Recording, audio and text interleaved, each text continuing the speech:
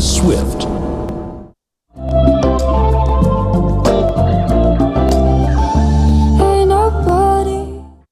Australia finished their league stage on a high. They've made light work of Bangladesh's first innings score of 306, won by 8 wickets, courtesy of Mitchell Marsh's career best. That's the second time he's done that, bettered his highest score in ODI cricket in this World Cup. So on Maruti Suzuki Arena presents ESPN Cricinfo Matchday, powered by Qatar Airways. Anil Kumble and Aaron Finch to look back at it. That's the Aussie way of getting into the semi-finals. Absolutely. That was a really important chase, I think, more so for confidence of the group. They haven't been chasing all that well over the last probably, 10 years actually. It's been a while since we've been a really reliable chasing side, but the fact that they did it 2 down in such convincing fashion would really please them. Yeah, I mean 300 plus would not be considered as easy with how this tournament has gone, Anil, and they lost Travis Head early. Biggest takeaways from this for Australia for you? I think Mitch Marsh. Of course, we all know the confidence and what David Warner brings to this side, and he did that today again. Got them off to a good start. But Mitch Marsh, not just getting that big 100, but also staying there till the end and finishing the job. And Steve Smith, Steve Smith's 50, getting runs again, getting that confidence at the right time for Australia really augurs well, because he's a key player. He brings in that experience at that number 4 position, and everyone else can bat around him. Hugely significant knock personally for him, for a player who's had to move down to number 3, and his numbers there have, after this huge 177 not out, also just in the mid-30s. He loves opening the batting. What would this innings at this position do for Marsh? I think it just reassures to himself that it doesn't matter if you're opening the batting or you're at 3, you can still do the job. And I mean, getting in early probably suits him. As much as Australia don't want to lose an early wicket, I think him coming in early, getting to take on fast bowling before he has to then move his attention to spin, I think is really important as well. So yeah, he's so dominant, particularly on the front foot today. We know that he's dangerous off the back foot, so any chance you get to see Mitch Marsh drive down the ground and through cover, you know that he's playing well. Big deal getting 170 these days, because Maxi has changed the pecking order of what's a really big innings, and of course 170 can be easily gotten a T20 game as well, can't it, Aaron Finch?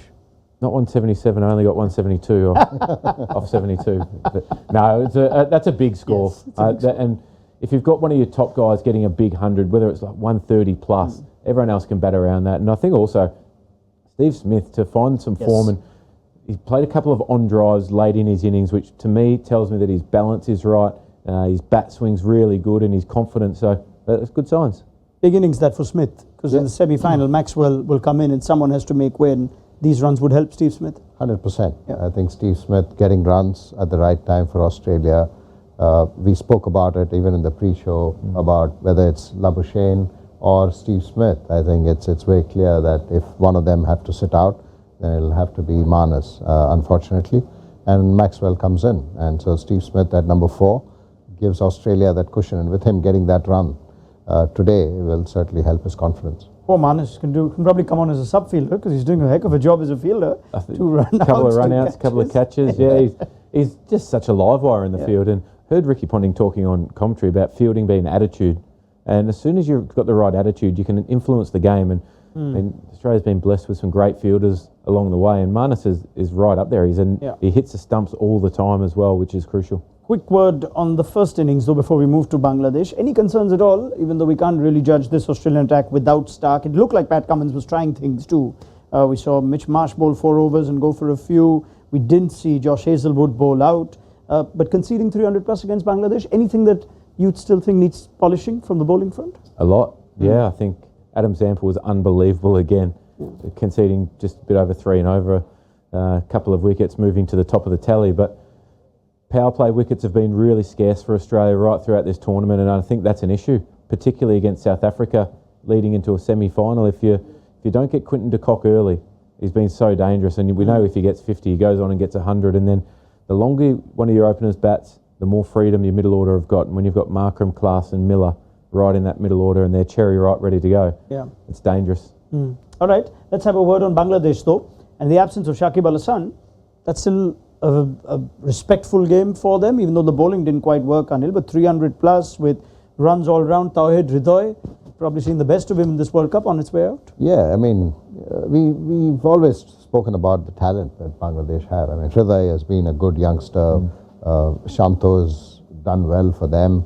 Liton Das again finally got some runs. Mahmudullah, again looked extremely good. All soft dismissals. Yeah. But despite that, they got to 300 plus score, so which was very impressive. And I mean, they have all the ability. It's just that as a team, you don't see them progress. We spoke about it. Afghanistan have gone ahead in this World Cup of Bangladesh, and that says a lot. I think a lot of that has to do with the wickets that they play on in Bangladesh.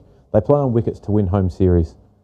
And when you go elsewhere and you play on flat wickets, but today that was as good a wicket as you'll ever see in a 50-over game, particularly at Pune.